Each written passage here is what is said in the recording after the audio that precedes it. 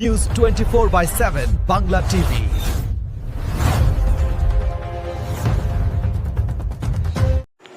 রথের চিরাচরিত প্রথা মেনে মহাসমারোহে দমদমের ভয়হারিণী কালী মন্দির সনাতন মঞ্চে হয়ে গেল শুভ রথযাত্রা।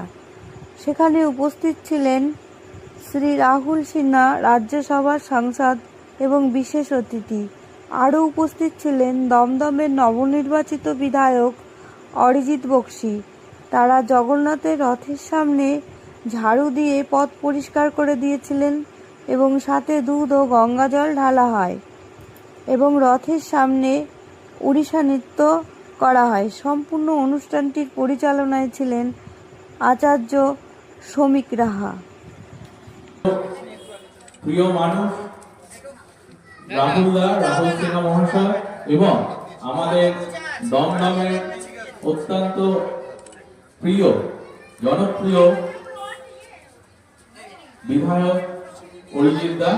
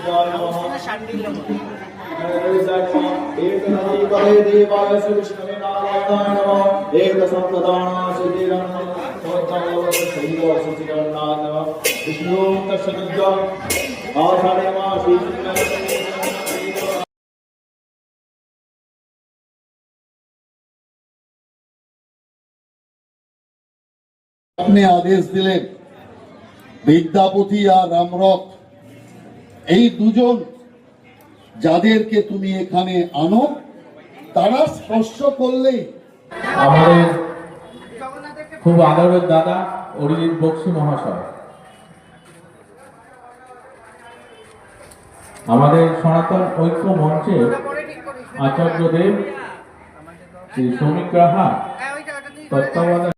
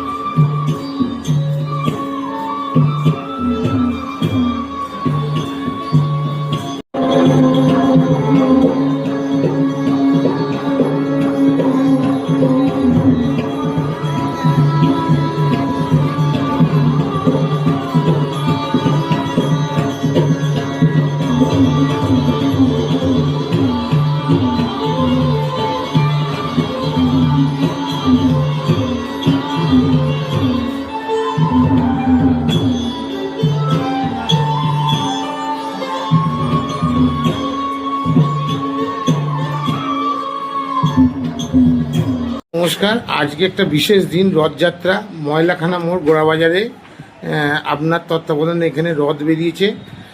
রাজ্যসভার সাংসদ এসেছিলেন রাহুল সিনহা, এবং দমদমের বিধায়ক অরিজিৎ বক্সিও এসেছিলেন। তারাও রথের দড়ি টেনে গিয়েছে, প্রদক্ষিণ করলেন সারা গোড়াবাজার রথটা। কি বলবেন? না, এনারা এসছেন আজকে। আমি এখানে রথ করি, প্রতি বছরই আসেন। এরা প্রত্যেকেই আমন্ত্রিত থাকেন এখানে। একটা জিনিস, এরা বরাবর রথ টেনে, আমার এখানে প্রোগ্রাম হয়, রথ টানে। তারপরে কেউ সাংসদ হয়েছেন, কেউ বিধায়ক হয়েছেন, আজকে সেসব হয়ে নতুনভাবে এলেন। আমরা মূলত প্রভু জগন্নাথ হচ্ছেন গোটা বিশ্বের, কেন একেবারে গোটা ব্রহ্মাণ্ডের প্রধান মন্ত্রী থেকে আরম্ভ করে রাষ্ট্রপতি যা আছেন সব। একটা বিষয়, বিশ্বের যে কোনো রাষ্ট্রপ্রধানকে দেখুন, কারোর এত সাহস নেই যে একটা গাড়ি একবারই চড়বো, দ্বিতীয়বার চড়বো না। কোনো রাষ্ট্রপ্রধানই সাহস দেখান না। একমাত্র প্রভু জগন্নাথ একটা গাড়িতে একবারই ওঠেন, আবার নতুন রথ তৈরি হয়, আবার নতুন রথে তিনি ওঠেন। বছরে একবারই হয় রথযাত্রা। এই রথের এখানে সাধারণ মানুষ মিশে আছে, আমার ছাত্র যুব মিশে আছে, তারা আমাকে ভালোবাসে, প্রতিবার আসে। কিসের টানে? আমি কাউকে জল ছাড়া কিছু দিতে পারি না, আর জলও দামি জল দিতে পারি না। ওই যেমন জল আমরা খাই সাধারণত, আমরা তো গামছা পরা পান্তা খাওয়া লোক। জানি না এত মানুষ কিসের ভালোবাসার টানে আসে, ভগবানের টানে আসে। আর আমার কাছে একটাই জিনিস আছে, প্রাণ ভরা ভালোবাসা। আমি আজকে থেকে না, এসব আপনি আগেও দেখলে তৃণমূল জামানা, এখন দেখুন সরকার বদল হয়েছে, আমরা ক্ষমতায় আছি, অনেক লোক আসছে, এটা কোনো আশ্চর্যের বিষয় না। কিন্তু আমার কাছে যখন তৃণমূল জামানা, তখনও যেই সব লোক আসতো, আজকেও তাই আসে। আমি তখনও এদের সাথে আড্ডা মারতাম এভাবে বসে, খুব ভালোভাবে। আর কোনো কিছু চাহিদা তো আমার নেই, আমি ভগবানকে বলিনি যে আমাকে এমপি করে দাও, এমএলএ করে দাও, কিন্তু হ্যাঁ, আমার বন্ধুদের জন্য চাই। আমি রাহুল দাকে বলেছিলাম, রাহুল দা, অরিজিতের এমএলএ হওয়াটা উচিত, দরকার। ও খুব ভালো ছেলে, ও এমএলএ হয়েছে, আমি খুশি। এরকম আমাদের একটাই দরকার, একে অপরের জন্য প্রার্থনা করা দরকার। ভগবান সে প্রার্থনা শোনেন, এবং বিজয় রথ আমাদের থামানো যাবে না। আমি যে বিজয় রথ নিয়ে নেমেছি, ধর্ম রক্ষার জন্য নেমেছি, অন্য কোনো কিছু না। এই ধর্মের পথে যেই বাধা হয়ে আসবে, এই রথের চাকা তাকেই পিষে দেবে, আর কিছু বলবো না। দাদা, বিগত সরকার যাওয়ার পরে নতুন সরকার আসার পরে বেশ কিছুদিন হয়েছে এসছে, এবং আমাদের মুখ্যমন্ত্রী যে কথাগুলো বলেছে পদে পদে, সে কথাগুলো তিনি রাখছেন। এবং রিসেন্টলি শ্রাবণী মেলা যে চলছে, সে তিরুনন্দ মহারাজ আর ওনার মানে পুরীর শঙ্করাচার্য মহারাজও সেখানে আসবেন বলে করেছিল। যাই হোক, এই যে সনাতনী মঞ্চে থেকে যে রাজনৈতিক নেতা বা মুখ্যমন্ত্রী এই সনাতনী মঞ্চে তারা গিয়েছেন, এরা তো রাজনৈতিকে, কিন্তু এই জায়গা থেকে তারা যে এখানে গিয়ে তারা ভাষণ দিয়েছেন, এই যে জায়গাটা আপনি কিরম হয়ে দেখছেন? দেখুন, প্রথম বিষয় হচ্ছে সাধুদের একটু এবারে বোঝা উচিত। সাধুরা, এই সরকারটা সাধুদের জন্য চলছে, তো সাধুদের রক্ষার্থে এই সরকার অনেক কাজ করছে, সাধুদের স্বার্থ রক্ষায়। কিন্তু একটা জিনিস মাথায় রাখবেন, রাজতন্ত্র এবং আচার্যতন্ত্র বরাবরই একে অপরের পারস্পরিকভাবে। আচার্যরা বা গুরুরা সবসময় চেয়েছে তাদের শিষ্য ক্ষমতায় যাক, গিয়ে তাদের কথা মতন ওঠা বসা করুক। কিন্তু মাথায় রাখতে হবে, পশ্চিমবঙ্গের মাননীয় মুখ্যমন্ত্রী, উনি রাজধর্ম পালন করছেন, সাধুরা সাধুদের কাজ করছে। আমি দেখলাম কেউ কেউ ওই সভামঞ্চে গিয়ে একে অপরের দিকে কাদা ছুঁড়ছে, ঢিল ছুঁড়ছে। আমার মনে হয় সাধুর অভ্যাসই হচ্ছে ক্ষমাশীলতা। আপনি প্রশ্ন করতে পারেন, তাহলে আপনি এখন বলছেন ক্ষমাশীলতা, তাহলে সেই সাধুরা মৃত্যুকুম্ভ বলাতে মমতা ব্যানার্জিকে ক্ষমা করলেন না কেন? দেখুন, মমতা বন্দ্যোপাধ্যায় একজন রাজনৈতিক ব্যক্তিত্ব, তিনি রাষ্ট্রের ক্ষতি করছিলেন, কিন্তু এখন যেটা দেখা যাচ্ছে, এখন হচ্ছে কিছু সাধু একে অপরের দিকে কাদা ছড়াছড়ি করছে। সাধুর কিসের মান বলুন তো? সাধুর আবার মানের জন্য এত, তিনি তো মায়া মোহ সব কিছু ত্যাগ করে তবে গৈরিক ধরেছেন।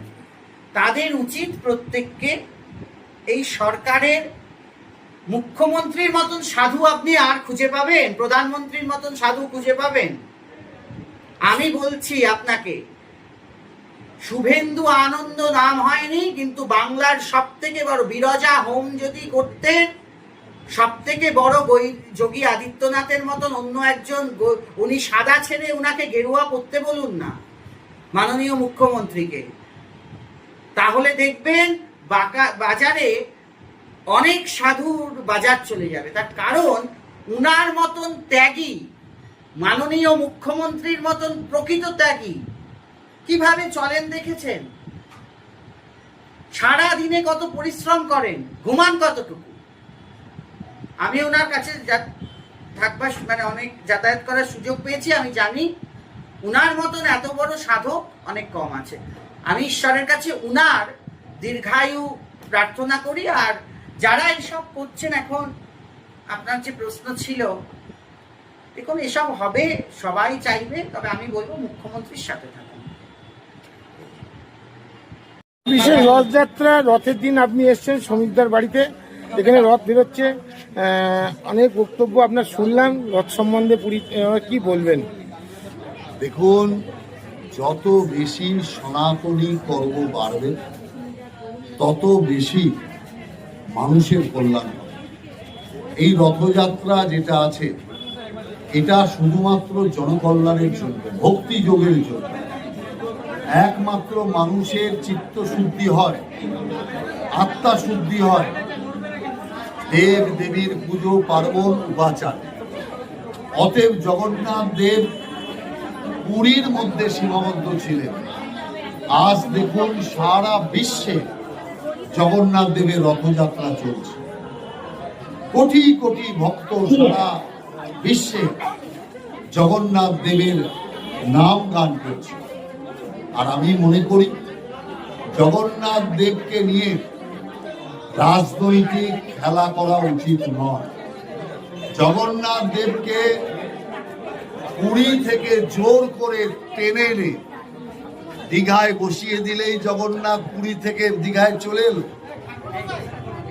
এই যে পাপ, এই পাপ বাপকেও ছাড়েনি। কারণ জগন্নাথ দেব স্বয়ম্ভু পুরীতে, তিনি রাজা ইন্দ্রদুম্নকে আদেশ দিয়েছেন যে আমি পুরীর জগন্নাথ মন্দিরেই অবস্থান করব।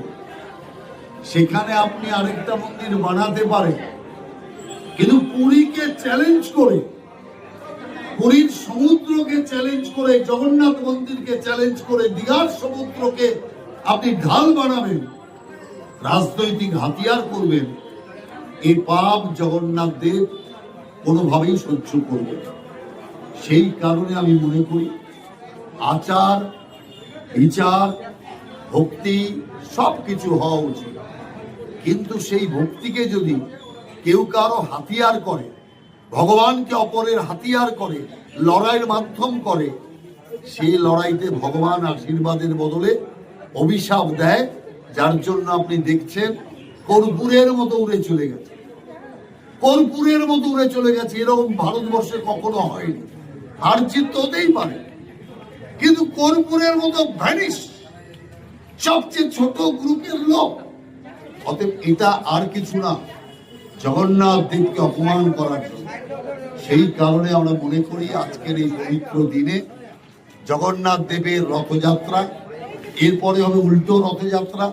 দীর্ঘদিন জগন্নাথ দেব অসুস্থ ছিলেন, কারণ স্নান যাত্রার পরে উনি অসুস্থ হয়ে পড়েন।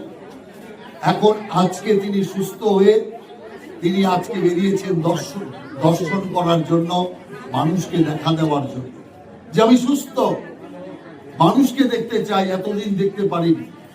আবার তিনি ওখান থেকে মাসির বাড়ি থেকে ফিরবেন 9 দিন বাদে। অতএব এই যে জগন্নাথ দেবের রথযাত্রা, এই রথযাত্রা আজকে একটা ভারতের একটা গৌরবময় একটা অধ্যায়ে পরিণত হয়েছে। অতএব রথযাত্রা আর উড়িষ্যার মধ্যে সীমাবদ্ধ নেই, এটা একটা জাতীয় যাত্রা বলে আমি মনে করি। আর এই রথযাত্রার সাথে কোটি কোটি মানুষ সর্বত্র তারা মিলিত হচ্ছে। এটাই আমি বলবো আপনাদের, জয় জগন্নাথ।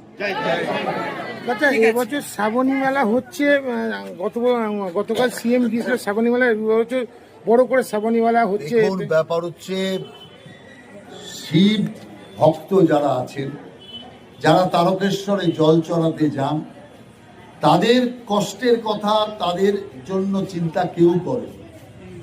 বিজেপি সরকার প্রথম তাদের জন্য চিন্তা করেছে, তাদের সেই হাঁটাকে লাঘব করার জন্য, তাদের কষ্টকে লাঘব করার জন্য সেবা কেন্দ্র তৈরি করেছে। হেলিকপ্টার দিয়ে তাদের উদ্দেশ্যে ফুল বর্ষণ করার ব্যবস্থা হয়েছে। সব দিক দিয়ে আমি মনে করি এই যে শ্রাবণ মেলা, এই মেলা একটা নতুন মাত্রা এনে দিয়েছে। এটাও ভক্তি যোগের একটা বড় যোগ। আমরা ঈশ্বরের নাম গান আরো বেশি প্রচার করতে চাই, কারণ কলিতে একমাত্র মুক্তি ঈশ্বর ভক্তি আর ঈশ্বর নাম। ঈশ্বর ভক্তি আর ঈশ্বর নামেই কলিতে পাপ মুক্তি, কলির এই দুঃখ কষ্ট থেকে ক্ষয়। অতএব সেই কারণে আমরা মানুষকে দুঃখ কষ্ট ব্যথা বেদনা থেকে মুক্তি দিতে চাই। সেই কারণের জন্য মানুষের ধর্মাচরণের পাশে থেকে তাদের ধর্মাচরণকে আরো এগিয়ে দিতে এবং লাঘব করতে আমরা চাই।